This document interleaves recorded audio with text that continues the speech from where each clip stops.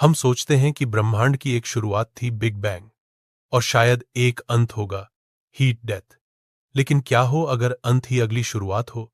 प्रसिद्ध भौतिक विज्ञानी रॉजर पेनरोज ने एक विचार दिया, कन्फॉर्मल साइक्लिक कॉस्मोलॉजी या सीसीसी।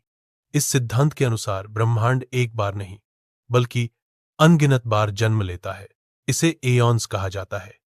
हर एऑन की शुरुआत बिग बैंग से होती है और अंत हीट डेथ जैसे शांत विस्तार में।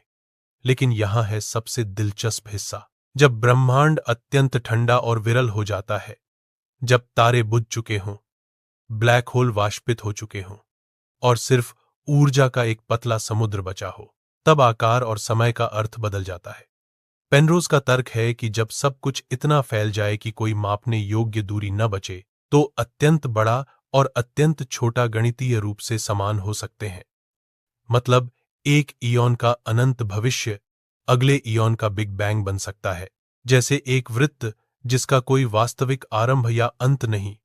और इससे भी रहस्यमयी बात, पेनरोज ने कॉस्मिक माइक्रोवेव बैकग्राउंड में कुछ पैटर्न खोजने का दावा किया जो शायद पिछले एऑन के ब्लैक होल टकरावों के निशान हो। हालांकि यह विवादित है और वैज्ञानिक समुदाय में बहस जारी है।